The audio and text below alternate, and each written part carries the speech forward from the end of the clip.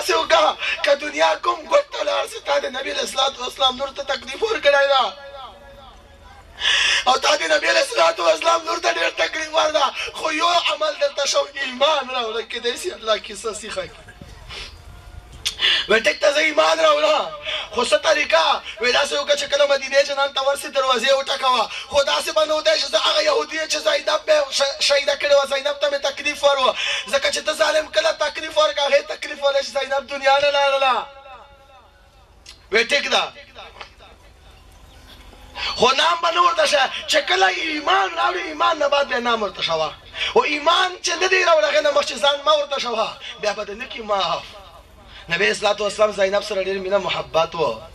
دا یې ورغی ټک ټک دروازه ټکې نبی اسلام من فی الباب ورسره څوک وی یا رسول الله یو کس خو ایمان راوړو وی نام وشوه نام دې څه نام نه ورته ښیي دوهم ځل بیا به څوک ورسره وی یا رسول الله ایمان راوړه درېیم ځل بیا ورته څوک وی ایمان راوړه نام نه ورته ښیي ښه ده اجازه ته راشه چې کله هغه یهودي راغی نبی اسلام مخ ته کېناسته الله ایمان یې راوړه کلمه یې وویله چې کله کلمه وویله او اسلام ته داخل سو مدینه جهنم ته د خپل نام واخیسته نبی اسلام والسلام بیا سلګي کې سترګو نه اوخې روانې دي وی ته خو هغه کس چې ما لور زینب د شهیده کړې وه ته خو هغه سړی چې زینب رضی الله په اوغ باندې ناسته وه تا روغ کړله حمل ضایع شو ډېر تکلیف ته ورکړو هغې حمل له وجې بیا هغه دنیا نه لاړله نبی اسلام والسلام سترګو بیا په ژړا شو وی بس چې ایمان دې راوړه خپل لور هر څه مې ته بخښتي بس درومه دا اخلاق ول سولل سولل الله دې موږ ته بهترین اخلاق نصیب وفرمایي اخلاق زده کو مشرق اخلاق نسته خلک علماء کرامو بې ادبي کوي د سپي سر واخلي د عالم جسم سره ولګوي د سپي ول تنر واخلي جسم ور واخلي عالم سر سره ولګوي نن په معاشره کې د قرآن حافظ قدر نشته نن عالم پسې خلک ګډې وړې وایي نن چې چېرته عالم ته الله عزت واري خلک سوچ کوي چېرته به تهمت په ولګوم چېرته به د عالم بېعزتي وکړه چېرته به د عالم باندې تهمت ولګوم آیا داسې ترتیب به دی چې زه د عالم بېعزتي وکړه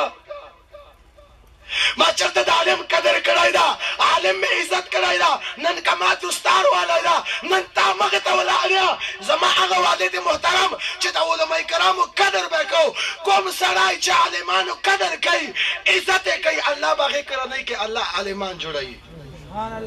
موږ تاسو ته پکار د عالمانو قدر به کوو انشاءالله کوو به انشاءالله یو شعر مې وایي ای طایفه ګیله من یمه ګیله مې درنه کېږي بېګونه مې چې جانان په کاڼولې او لاس دې مات شه چې په درست جهان رسوا شي معشوقې د پاک سبحان په کاڼولې عایشه ورته مدینې جانانه په ټولې زندګۍ کې سخته ورځ وشوه وی عایشې چې کله طایف ته لاړه په ټولې زندګۍ کې سخته ورځ دا وه عایشې ما بلې هر طرف نه د کاڼې ګزار و او دومره یې په کاڼو باندې وشنو ټول وجود مې وینو نه لهو لوهان و عایشه د طایف ډېره سخته ورځ وه او راشه تاریخ ته فاطمې وګوره فاطمه رضی الله تعالی عنها ډېره نااشنا واقعه ده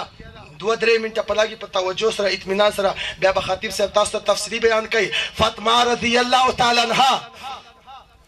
حضرت علی رضی الله تعالی عنہ مسجد نه راغی کله چې کور ته راغی نو فاطمه رضی الله تعالی عنها یو طرف ته مچن لګولې ده بل طرف ته کلمه توجه یو طرف ته مچن لګولې ده او بل طرف ته کپړې میزي بل طرف ته کار کوي علي ورته ای فاطمه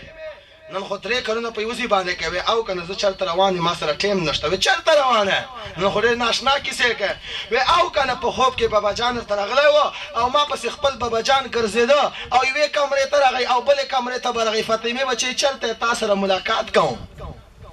چلته فاطمې بچی